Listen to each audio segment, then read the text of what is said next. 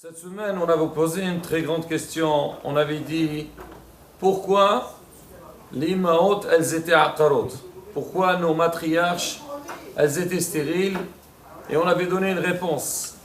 Donc la réponse qu'on avait donnée, c'est qu'Akadosh Baruch Hu mit'aweh li tfilatan shel sadiqim. Akadosh Baruch Hu, il envie la prière des sadiqim, donc il les met dans des conditions difficiles, de manière qu'ils sont obligés de prier, pour qu'il s'adresse à lui. Comme un père, il attend son fils qui vient, Hasbe Shalom, il ne le fait pas souffrir.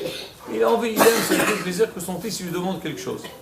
Alors maintenant, Hachamim, ils ont donné notre réponse. Maintenant, pour cette réponse-là, on va essayer de développer un petit peu plus. Et on va aller au-delà de ça.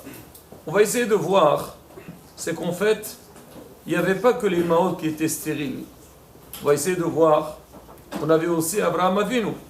Abraham Avinu, il était stérile. Alors où on voit ça?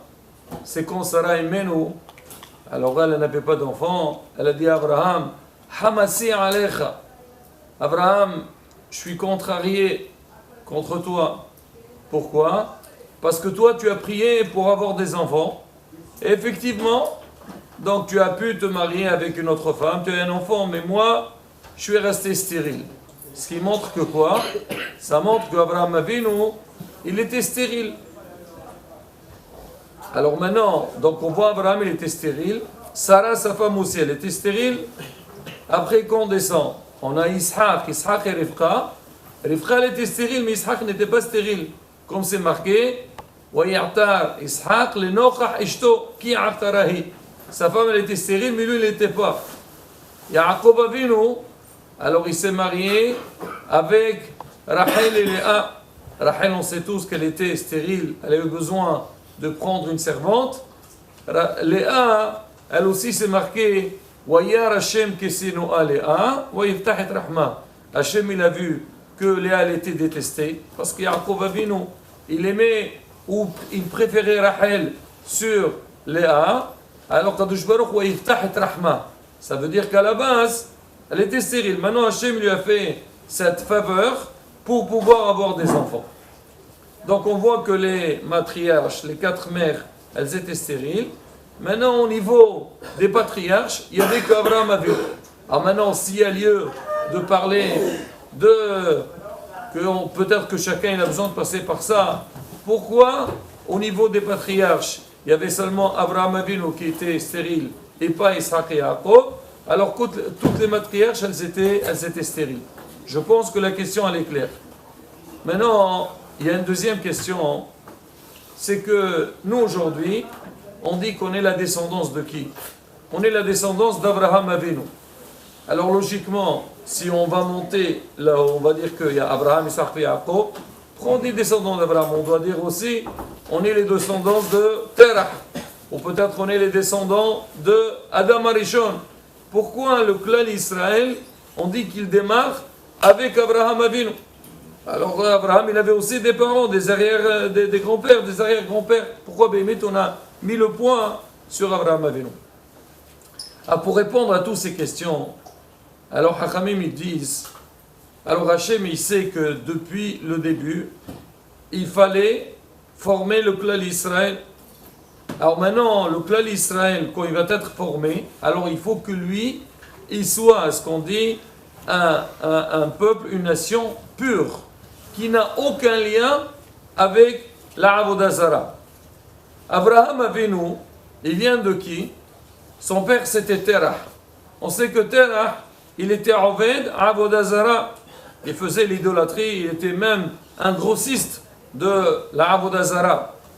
Alors maintenant, Abraham Avinu, alors si jamais il va avoir des enfants, on va toujours les appeler, donc les enfants de Terah, la descendance de Terah.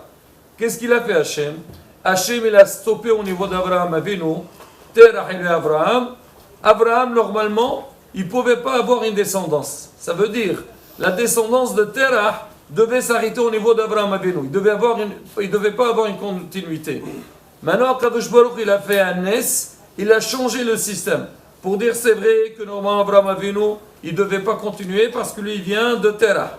Alors maintenant Hachem il a fait quelque part, il a fait une autre machine. Ça veut dire maintenant Abraham Avinu, maintenant, à travers ces prières-là, qui s'est transformé de stérile à non stérile, maintenant tout ce qui va venir après, il n'est plus considéré, il n'est plus lié avec ses arrières, donc parents et grands-parents.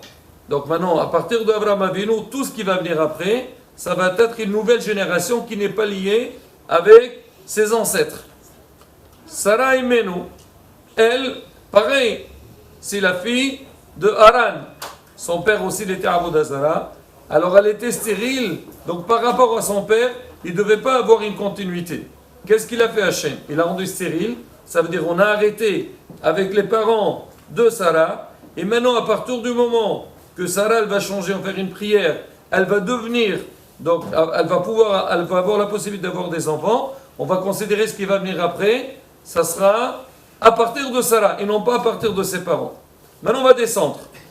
Yitzhak, c'est un descendant d'Abraham et Sarah. Donc on avait dit qu'Abraham Avinu, à partir de lui, on ne va plus voir par rapport à ses parents. Sarah, on ne va plus avoir par rapport à ses parents parce qu'ils étaient stériles, toi, il était arrêté. Donc c'est une nouvelle chose. Donc Yitzhak, il descend de deux parents qui ont fait un nouveau compte. Donc Yitzhak, alors on n'a pas besoin qu'il soit stérile. Alors, mais sa femme Rivka, c'est la fille de Bethuel. Et Bethuel, il était quoi? Il était Avodah Zara. Donc maintenant, puisqu'elle vient de Bethuel, on a besoin d'arrêter, donc, comme on dit, l'arbre des parents de Rivka. Elle est stérile. On va faire des prières pour recommencer à nouveau la descendance de Rivka. Donc c'est pour ça que Rivka, elle était stérile. Alors ils ont eu Yaakov. Yaakov, il vient de Ishaq et de Rivka, que on va dire sa descendance, elle va démarrer à partir de Ishaq et Rivka. Avec qui va se marier Yaakov? Il va se marier avec Léa et Rachel. Léa et Rachel, c'était qui leur père? C'était Lavan.